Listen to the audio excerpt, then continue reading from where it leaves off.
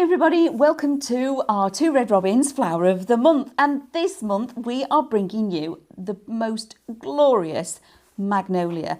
Now this little bit of inspiration is our Minecraft studio, so I'm going to head over to the computer shortly and I'm going to go through in Minecraft Studio with the Flower of the Month. You don't actually get a backing paper, so we're going to make those backing papers. Use a few different techniques, fading in and fading out, using the opacity button. So let's have a look at how we can build one of these. So first of all, what I'm going to do is I'm going to rotate this paper round because I know I need it in landscape proportion. So to do that, we're going to go to print, and here we've got landscape and portrait on the end. So a left click, landscape, and we've changed the orientation on our screen. So it's much easier for us to be able to lay it all out. Now, in the background, or some of these things I've used that one, and I've gone with the original colourway. So in your colourway lineup, when it changes to, once obviously we've got the white, so all of these, we go back, from here to here are our colourways. So we've got 1, 2, 3, we've got 7, 6 colourways in this one. And then when it changes to a new flower, that is the start of the colourway again. Now the very first colourway in each of the lineups is the original, okay? So that's what is on the packaging. They're the ones I'm working with. So the other ones that I want is the actual branch, okay? So I'm going to go in with the branch as well. Now to do this, obviously when you get the dies, you get 2 different sizes. So I am actually going to just bring on lots of these because I'm going to need a few, okay, like so. I don't know how many, but a few of them. And now I'm going to make a lovely background using all of this. So first of all, I'm going to place it on here and I'm going to go over the edge with the branch, bring in another one, okay, line it up. But obviously we've got this stem. So if I right click, go to order and send to back, it's now behind that particular one. So I can hide some of the blossoms behind, okay? So now we're going to create this lovely, as if it's a full tree, okay? So same thing again on this one, go to order, send to back, and now I can bring this in, but also I can rotate this a little bit because I don't quite want it just like that. I want a little bit of angle on there because we're creating, if you think what a branch of a tree would actually start looking like. Then we've got another one, so we're bringing it right out now. And again, go to order, and I'm just going to send to back again, so I can line it up. And again, just a little bit of an angle on there. Move that one up. Okay, I want to try and, what I'm hiding is this here, the end of that particular branch. So if I link it up just there. So the next one I want to resize because obviously it's getting smaller as it comes in. We've got new growth on the end of the branch. Rotate it a little bit. Right click, order, send to back, and then I can sit that in then. It doesn't matter how far behind I actually sit that smaller one in, like so. I could send it all the way back here if I wanted to, or nest it inside here to fill that gap. It's entirely up to you when you're creating your backing papers. Okay, so that's going to sit in there. And again, make that one slightly smaller. Right click, order, send to back. I'm going to rotate it slightly. So there, and again, I'm watching where the end of this little branch is going to end up. So that is primarily the first lot of my branch. This one I'm going to rotate a little bit more. There we go. Again, all I'm watching is the end where this branch comes to an ending. Like that. Now what I'm going to do is go off the page, left click and hold down, select everything. So I've dragged that across all of it, go back to my home, and we have got group. So click group, and now that moves as one piece. But it saves me doing all of the work again, not unlike the scan and cut, okay? So if I now go to copy, right click again, paste. I've got 2 of them. All that work, I've only done it once. So now rotate it slightly And remember, we're making a backing paper, okay? So at this point, it doesn't matter where you start bringing these in. You can fill in right up to the top like that if you wanted it really thick and full. Okay, so again, I'm rotating it slightly. Again, right click, copy, right click, paste, and then I've got another one. But this one, I can resize it. Okay, so this is getting to the underneath the tree. And again, I'm just going to hide, and it doesn't matter whatsoever because this is going to be a backing paper. I need to go to order because it's now showing on that piece there. Look, order, centre back. Okay, still got a lot happening over here that's missing, and I need to fill that in. Okay, so I'm going to right click, not cut, undo at the top, my favourite button. Right click, copy, right click, paste.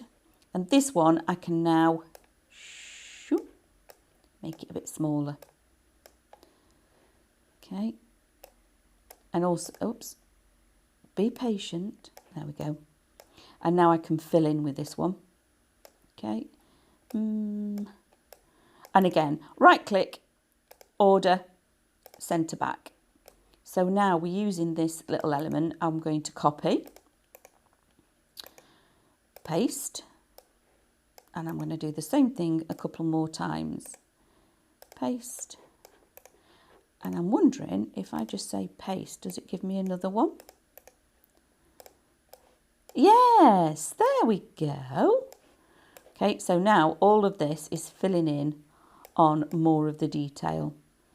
So knock that down, highlight that one, make that, oh, got more. Hiding behind each other. This one I'm going to rotate right the way round. Again, right click, order, centre back, hide that stem. However, I need to rotate it to get it to hide. But in the end, what we're actually going to do with this is we're going to use the fade. We're going to fade it all out. Okay, because this is just a background. Send that to the back, order, centre back. So we've got the full ones, remember, that we're using, and then we've got these, order, order, centre back. That's the right one.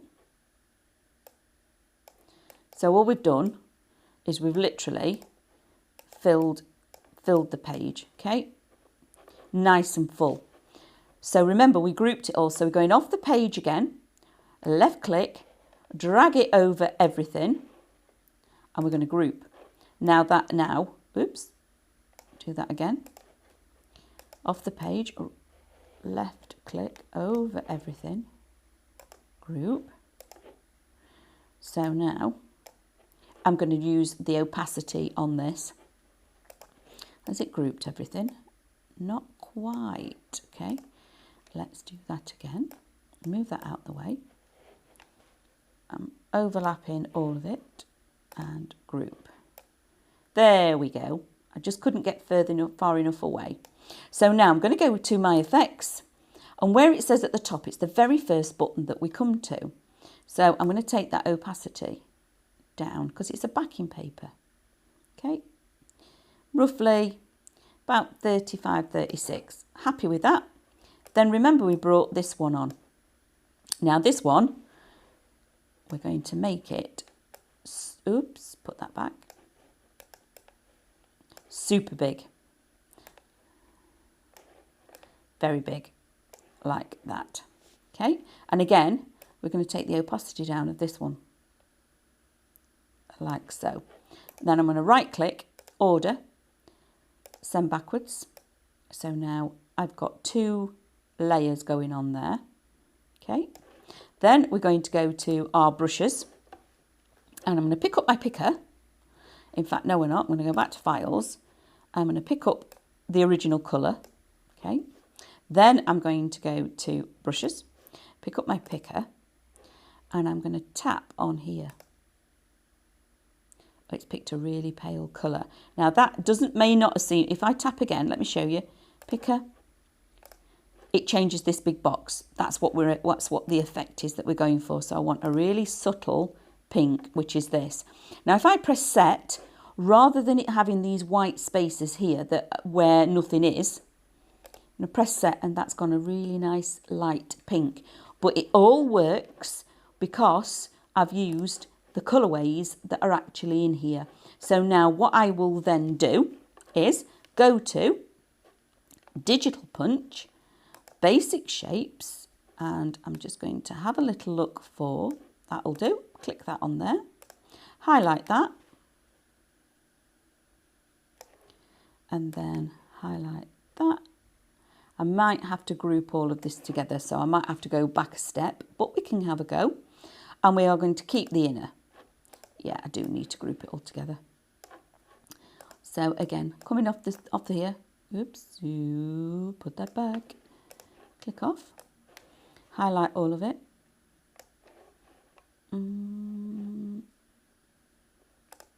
Just delete that. I don't want that. Let's delete that out. So let's go home and delete. So undo. That one I want to delete. So it's not actually got all of that flower. So let's have another go. Oh, and group. No, I'm still not capturing that big flower in the background. So what I'm going to do is zoom out like this. And that way I can see more of it. Okay, so move over here. And now we can go like this and capture all of it in one go. There we go. So group. Marvellous. Now I'm going to overlay my Digital Punch back over the top of there. And go to Digital Punch, keep inner, remove my Digital Punch, and then go home and delete. And then if I bring this back in, so it's a bigger, there we go. So now we've got that lovely pale background, we've got that lovely faded out large flower, and we've also got the branches in there as well. So when you've actually done all that and you press print, if we come back over here, you can actually see what I created. So, and you can have a little play with all the other opacity. Maybe you want to change a little bit of the colour hue, maybe you want some of the branches a little bit darker, and then you group them differently because then there's spot colour in there as well. There's lots of ways for you to actually have a little play with all of that. And then this is what we've actually made. So that's our backing paper. So just a little bit, a few tweaks, have a play. So I actually printed different versions. So that's that one. Okay.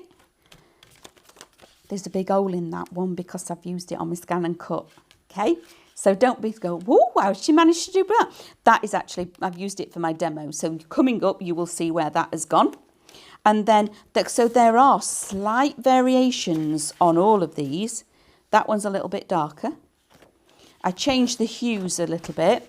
And then this one is the one I've used for, can you see it's slightly paler, little bit paler. So I've used my opacity again and then toned down the colourway. And that one I've used for my card demo. So they are all as well linked below so you can have a look. So that is how, when you don't have a background, how you can then create a background for your flower of the month just by using your images. And I know Minecraft Studio, it's a big package to actually work with, but little bite-sized pieces, and have a play and work with what there is there. Use it for a while, get used to it, and then we'll have another little bite-sized piece for you. So thank you very much for joining me. I hope that helps and gives you a little bit of inspiration, and we'll see you all again soon. You take care. Bye. If you would like to see more from Highlight Crafts, make sure you click the like button. Subscribe by clicking the subscribe button below, and click the bell icon to receive notifications on all our future content. You can also click here to see our latest video, or click here to see more videos like this one.